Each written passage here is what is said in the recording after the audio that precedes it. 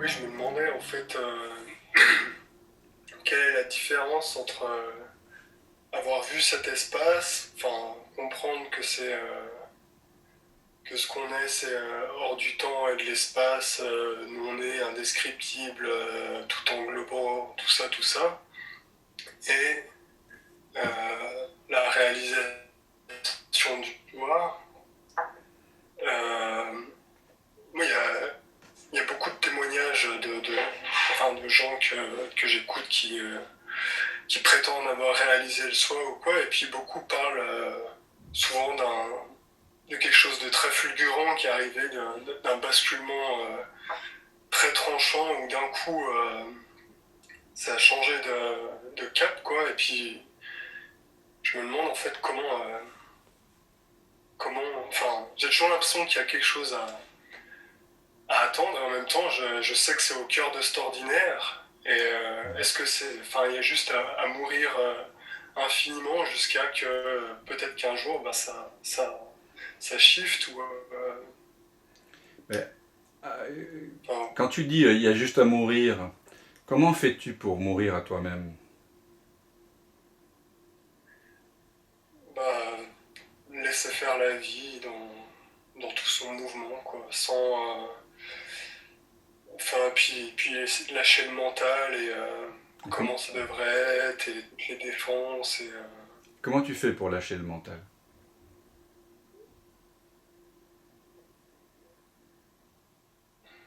ouais, là, moi j'ai appris un peu la respiration, la méditation, mais et puis aussi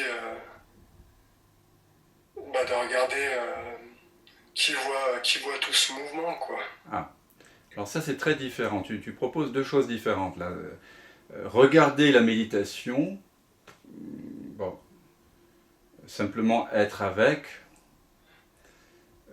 peut, si le regard qui, dans lequel apparaît la respiration n'est pas encombré par des croyances, par des définitions, par des espoirs d'atteindre quoi que ce soit, alors oui, on parle de la même chose. On parle d'un regard qui est en train d'être en fait, puisque la méditation, c'est pas quelque chose qu'on fait profondément. Je sais bien que la plupart des techniques méditatives sont basées sur l'idée que Dan ou Arnaud vont s'asseoir et méditer en vue d'obtenir quelque chose. Mais ici, on pointe vers le fait que nous sommes déjà ce que nous cherchons, que nous pensions chercher. C'est-à-dire que être est déjà là. Donc la vraie méditation, c'est être, ce n'est pas un faire. Et deuxièmement, tu as dit, je me pose la question, qui regarde? Ça, effectivement, c'est euh, c'est une condition presque nécessaire, on pourrait dire, dans le monde conditionné, pour sortir de l'identification exclusive avec le corps et le mental. Il faut, comme on dit entre guillemets, se retourner, poser la question qui suis-je? Parce que tu peux rester des centaines d'heures, des milliers d'heures, des dizaines d'années à regarder passer les pensées et à écouter le souffle euh, sans réaliser ta vraie nature. Tu trouveras bien sûr un certain calme, un certain confort, une certaine paix. Peut-être que cette paix se transposera plus ou moins dans tes activités et ça peut être assez agréable. Mais réaliser sa vraie nature procède d'un changement d'attention fulgurant. C'est passer de l'attention qui est habituellement tournée vers l'extérieur, et quand je dis vers l'extérieur, ce sont vers les formes, vers les perceptions, donc les perceptions qui nous parviennent par le truchement des cinq sens, le toucher, et j'inclus là-dedans les émotions, l'odorat, le goût, les pensées et les sons. Et je considère aussi les pensées, hein, les images mentales comme étant des apparitions, comme étant des perceptions. Donc nous avons sans cesse notre attention qui est tournée vers des pensées ou des perceptions. Ce dont on parle ici, c'est de la possibilité incroyablement facile, simple, pratique, de pouvoir retourner l'attention à sa source. Et cette information, tant que quelqu'un ne l'a pas eue, il peut bien sûr nous arriver de retourner l'attention, comme je l'écrivais dans un article récemment sur l'expérience d'éveil, ou en tout cas mystique de Pascal, à la suite d'un accident ou à la suite d'une expérience esthétique extraordinaire, en tout cas quelque chose qui nous étonne, qui sabre notre mode de perception duel, bien sûr. Mais ça restera une expérience qui a un début et une fin. Ici, on parle de la possibilité de la reconnaissance de notre vraie nature qui est éternellement paix, joie, amour. Et cette reconnaissance ne peut vraiment venir que si l'on est informé de ce retournement de l'attention vers sa propre source, tu vois. Pour moi, c'est vraiment une prérogative. On doit, à un moment donné, se poser la question profondément, qui suis-je?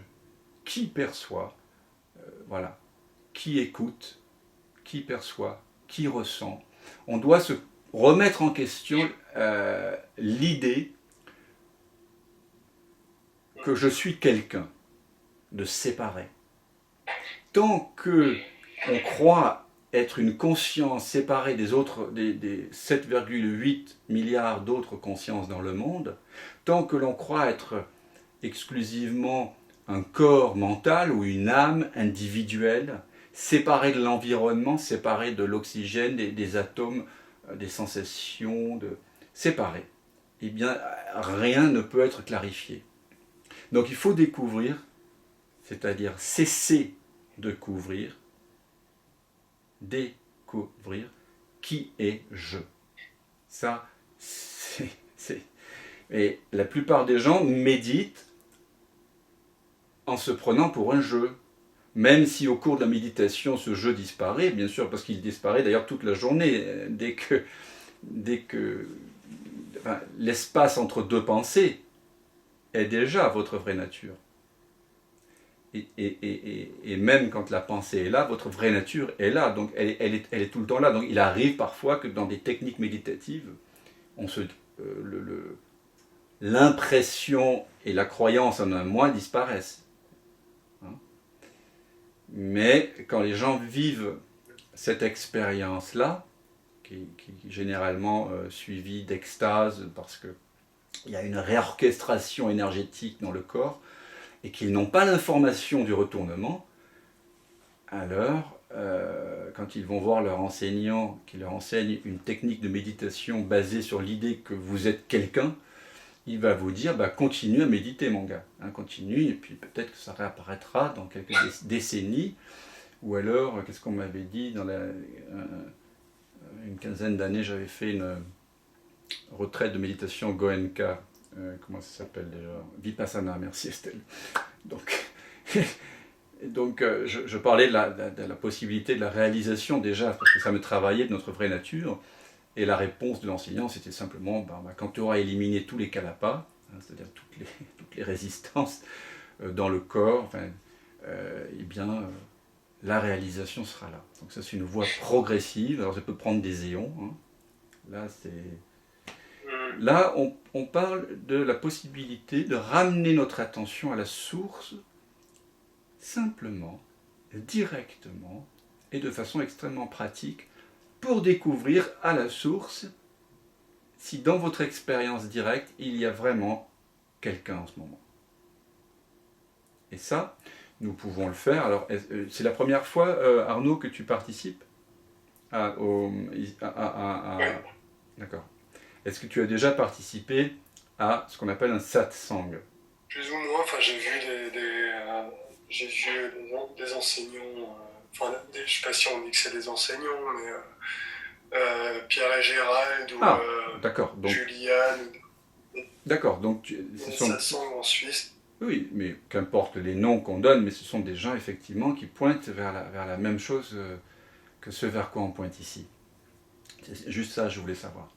Donc il y a une façon extrêmement simple pour redécouvrir notre vraie nature.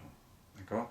On peut, par exemple, là, puisque nous avons tous les yeux ouverts, je vois la plupart, ce que je vois en tout cas, euh, utiliser un pointeur non duel magnifique, qui est une expérience que nous a légué Douglas Harding. Tu as déjà entendu parler de Douglas Harding ? Ouais, ouais. Alors, J'ai une bande dessinée ah, de Douglas Harding. et oui, alors c'est pas de lui, mais c'est de Richard Lang, et qui est très très bien faite et que je conseille d'ailleurs à tous. Hein. Vraiment, c'est magnifique. Bon, alors maintenant on va le faire, hein, puisque tu poses des questions, une question très importante, euh, qui est celle de la pratique finalement.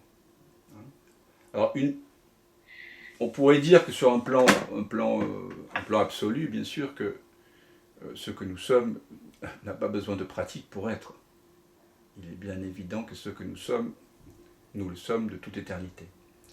Mais ce dont on parle dans un satsang, c'est de la possibilité de la réalisation en cette vie-ci, hein, de sortir définitivement du samsara, de la roue, de des plaisirs et des souffrances. Et pour cela, il faut ramener l'attention à 180 degrés. Que ce soit, et ça, c'est le message de tous les gens qui ont proposé ce que le Bouddha appelait des techniques habiles pour revenir à soi. C'est le retournement de 180 degrés. Ça n'a pas toujours été formulé ainsi, mais quand le Christ dit « avant qu'Abraham ne fût,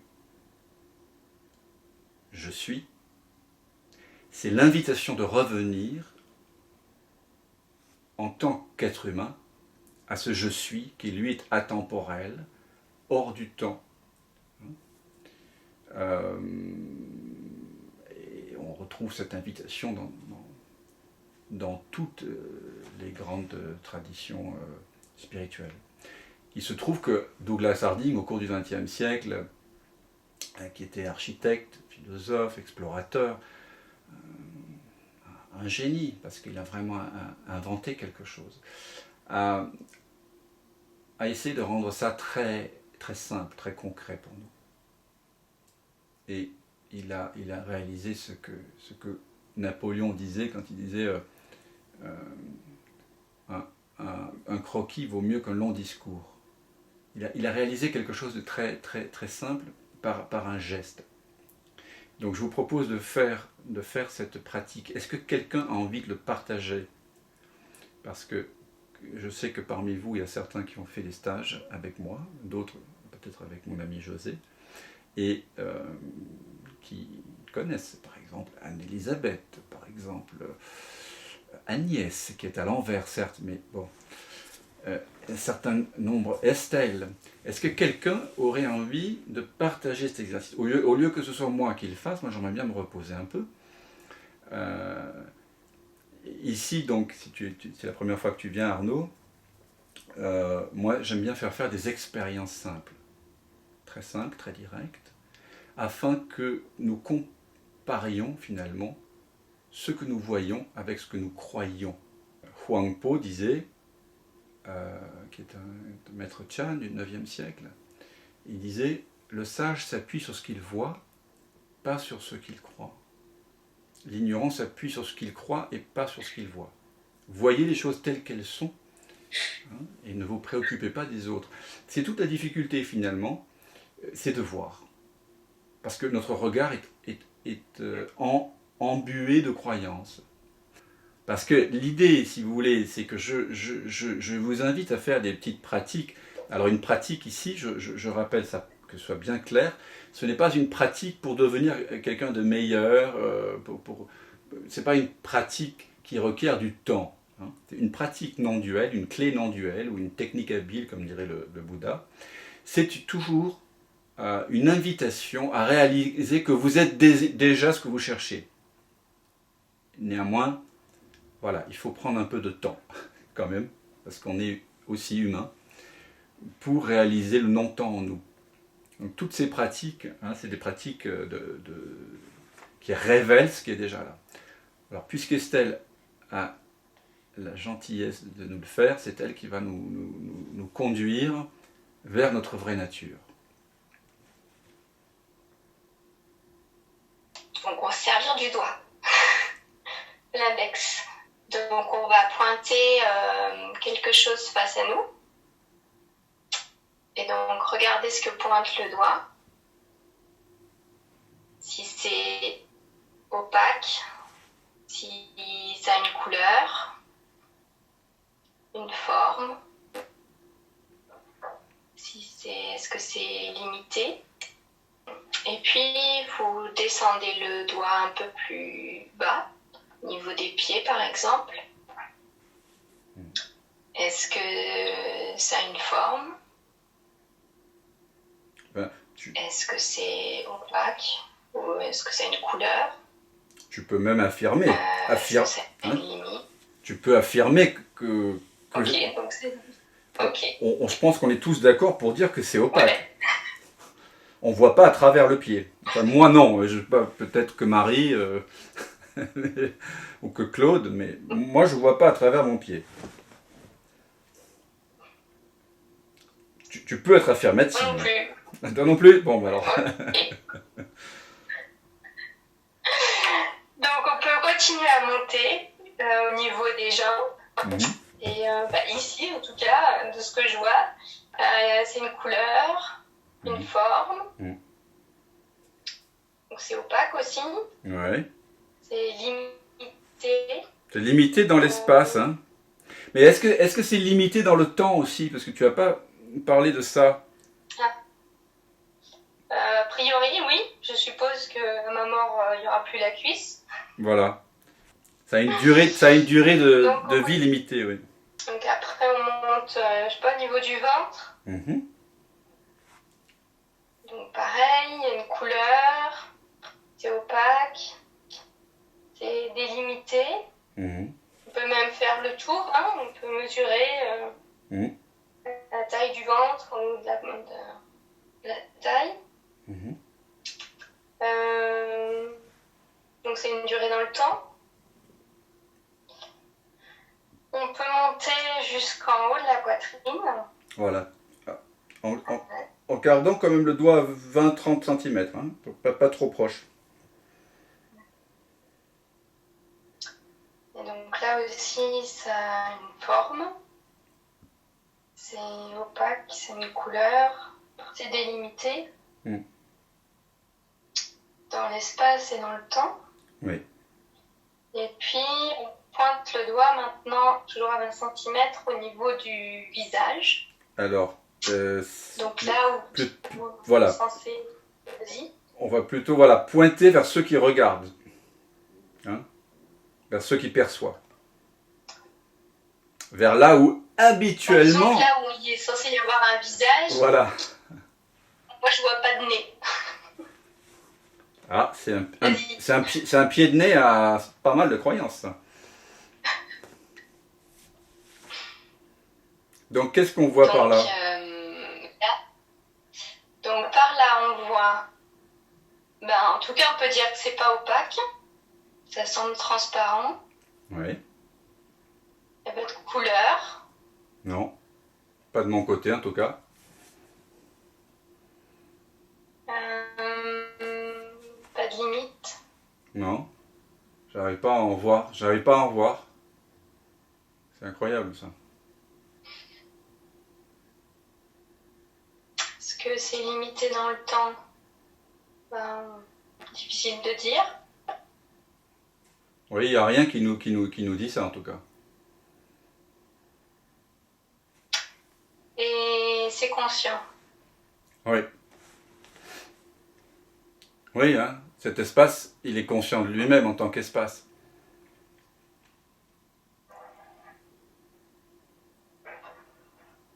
Mm. Ouais, ce que je trouve étonnant quand même, c'est que je vois pas de nez ni d'yeux. Là où on pourrait croire qu'il y en a. Ben oui, surtout si le doigt est à 30-40 cm, oui, on voit qu'un doigt qui est suspendu dans le vide, qui est suspendu, disons, qui est rattaché à une main, et qui est rattaché à un avant-bras, qui est rattaché à un bras, qui est rattaché à une épaule, et qui apparaît dans le vide, et qui pointe vers le vide, dans lequel il apparaît. Waouh! Étrange. Alors qu'effectivement, j'imagine très souvent que de ce côté-là, nombre d'entre vous imaginez qu'il y a une tête, de petits yeux. Alors, on peut continuer, on peut mettre un deuxième doigt, on peut maintenant pointer dans une double direction, puisque là on a découvert que ce que nous sommes est essentiellement sans forme. Hein? Ça n'appartient ni au temps, et c'est pas localisé, ça n'a pas de limite, donc c'est pas localisé. C'est ce que Rainer Maria Rilke appelait le grand ouvert. Et maintenant, peut-être, tu peux, Estelle, en même temps, nous guider vers cette double, tu sais, la double méditation, la double... Ouais. Je vais essayer. Oui, ou alors, si tu veux, parce que... Donc j'écris les deux, c'est ça? Oui, c'est-à-dire qu'il y a un doigt qui pointe vers le vide, vers une vacuité, vers une ouverture, vers une transparence, et puis l'autre doigt, bah, il pointe vers cette galerie de portraits, par exemple, de mon côté. Parce que c'est ce que tu as aussi, une galerie de portraits? Ah non, moi j'ai que Dan. Ah, bon. Mais en tout cas... ça pointe vers les fauteuils. Voilà, vers les fauteuils. Donc, c'est parce que c'est vide, hein, de ton côté, et de votre côté à vous tous, que ça peut être plein là-bas. C'est parce que c'est transparent ici, comme nous le dit Estelle, que là-bas, il y a des couleurs. C'est parce que ici, c'est sans forme, que là-bas, il y a des formes. Vous voyez comment, en fait, le sans forme ici prend tout de suite la forme de tout ceci. Et en plus, ce qui est extraordinaire, et je ne sais pas si tu le remarques maintenant, Estelle, lorsque vous réalisez que c'est un espace ouvert et transparent et donc impersonnel dans lequel le monde apparaît, eh bien, il n'y a pas de séparation entre cet espace impersonnel, transparent, et les couleurs que vous percevez. Il n'y a pas de séparation. Et c'est de cette découverte de non-séparation qu'est né le terme non-duel, ce qui signifie non-deux. Il n'y a pas deux. Parce que vous ne pouvez pas, dans l'expérience directe, alors l'expérience directe, ça signifie ne pas faire référence à la mémoire, ni aux pensées, ni aux émotions. Vous ne pouvez pas trouver de frontière entre l'espace que vous découvrez là, que vous êtes, et les formes et les couleurs. Il y a une non-séparation.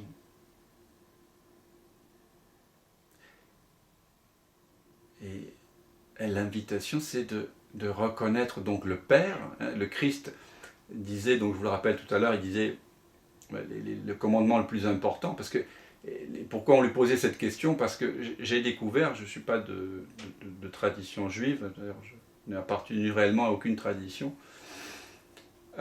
mais il semblerait que chez les Juifs de l'époque du Christ, il y avait 516 ou 613, je ne sais plus combien exactement, de commandements. C'était vraiment un code de loi. Et donc il lui demande quels sont les plus importants. de reconnaître le Père, ça c'est ce que Estelle vient de faire avec nous, hein. Reconnaître donc l'espace et aimer le prochain. Vous avez, dans ce geste si simple qu'a concocté pour nous Douglas Harding, où l'on retourne l'attention vers le vide et on prend conscience que le vide est empli du monde et qu'il n'y a pas de séparation entre les deux, il y a l'essence même de cette phrase du Christ: honorez votre Père et aimez-vous les uns les autres. Parce que l'amour, au sens profond, c'est pas un amour sentimental. C'est reconnaître que l'autre est une expression de vous. L'autre apparaît en vous et en tant que vous.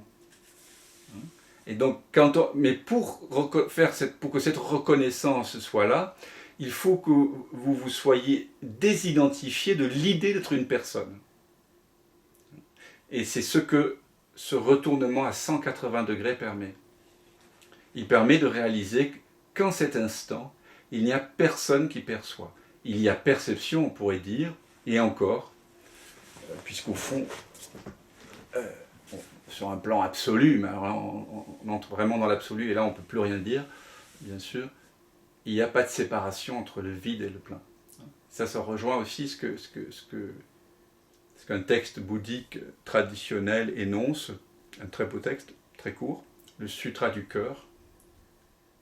Le vide est la forme est le vide. Merci beaucoup Estelle. Merci. C'est une fois que vous avez appris à pointer pour vous-même, vous pouvez le partager avec vos amis. Et les expériences de Douglas Harding sont très, très simples. Alors j'aimerais savoir, qu'en est-il pour toi maintenant, Arnaud? Est-ce que tu réalises dans l'expérience directe que ce n'est pas Arnaud, une tête, deux petits yeux qui perçoivent, mais que les couleurs apparaissent dans une transparence? Oui, enfin, l'idée d'Arnaud, elle est toujours un mouvement après qui vient définir. Il y avait d'abord cette présence, et après on va chercher des éléments en disant oui, mais c'était à moi que c'est arrivé, ou tout oui. ça. Alors effectivement, le oui mais, c'est bien sûr la parole principale de la personne en satsang. C'est pour ça qu'on fait des satsangs, c'est parce qu'il y a des oui mais. Parce que l'espace, il dit oui. Il ne dit pas mais. La personne, elle dit non.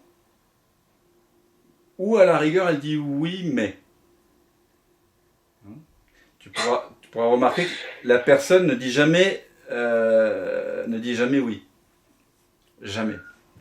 Jamais la personne dans votre vie a dit oui. Elle a dit oui, mais en réalité, c'est un oui, mais.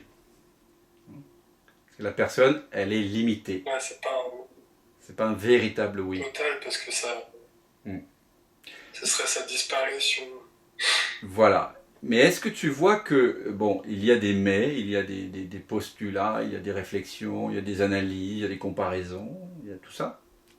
Est-ce que tu vois que toutes ces comparaisons, elles apparaissent dans cet espace qui précède et qui est là avant l'apparition-disparition du oui mais?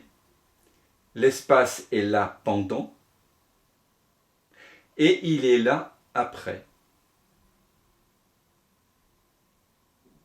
Ouais, c'est un peu comme la base immuable, et au-dessus de ça, il y a le mental qui va chercher des machins, désirs. C'est comme ça, le mental a été conditionné pour ça, et même si on découvre cet espace, il est fort probable que pendant longtemps, le mental ne va pas s'avouer vaincu comme ça. Hein, il y a une force d'inertie incroyable. Je ne sais pas quel âge tu as, mais moi, il y a plus de 50 ans de conditionnement. C'est du lourd.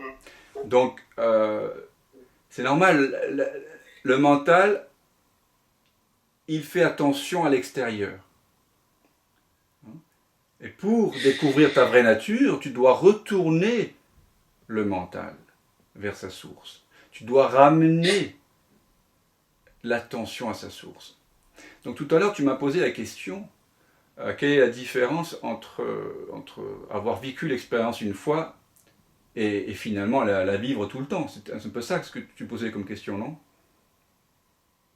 Oui, je me demandais, quand on dit la réalisation authentique, voilà, une fois que c'est quand l'individualité est plus possible, en fait, quand il n'y a plus rien qui accroche cet espace, il n'y a plus de possibilité de croire le mental, finalement. De croire cette idée qu'on est quelqu'un, qu'on serait séparé, qu'on serait dans le temps, qu'on serait mortel. Tout ça, quoi. Dans mon expérience et dans mon entourage, les gens que je connais qui réalisent leur vraie nature, ça a pris un certain nombre d'années, pour la plupart. Il y a eu... parce que le conditionnement est très fort, et très vite, le mental va, de cette pratique que nous venons de faire, de retournement, le mental va vouloir s'en saisir. Il va vouloir l'expliquer, l'analyser, le comparer. Est-ce qu'en cet instant, est-ce que Dan et tous les autres amis qui sont ici présents sont perçus par Arnaud ou par un espace transparent, ouvert? Je te réitère la question. Tu vois, c'est vivant, c'est maintenant. Qu'en est-il pour toi? Qu'en est-il pour toi? Oui, l'espace, il est forcément avant Arnaud, quoi. Il est avant une construction ou avant la mémoire. Donc, mais sans même faire référence à la mémoire ou à la logique, est-ce qu'en cet instant, tout ce que... Quoi que je fasse, vos visages apparaissent devant moi. Oui, mais et surtout, tu peux noter que tu ne vois pas ton propre visage dans le champ de vision. Oui. Parce que je me vois aussi en vidéo. Oui, moi aussi, figure-toi, moi aussi, Arnaud. Mais je suis là-bas. Je suis là-bas avec toi. Dan, il est à côté de Arnaud. Mais la question que l'on pose, c'est qui suis-je? Je, c'est quoi? Je, c'est celui qui se connaît lui-même, qui a connaissance de lui-même, qui est en train d'être. Le visage là-bas, Dan, n'est pas en train d'être. Ce qui est en train d'être de mon côté, c'est ici. Et je pense que du vôtre aussi. Donc, Dan, c'est une apparence, une de mes nombreuses apparences. Quand je me regarde à 40-50 cm dans le miroir, ou à 1 mètre, ou à 2 mètres, 5 mètres, je reconnais la personne Dan. Mais Dan apparaîtra toujours ici dans cet espace. Donc, est-ce que tu es celui qui apparaît sur la galerie de photos? Ou est-ce que tu es l'espace ouvert, éveillé à lui-même, sans forme, sans âge, dans lequel le visage apparaît? Qui es-tu? Vraiment, vraiment. Et maintenant, je te pose la question.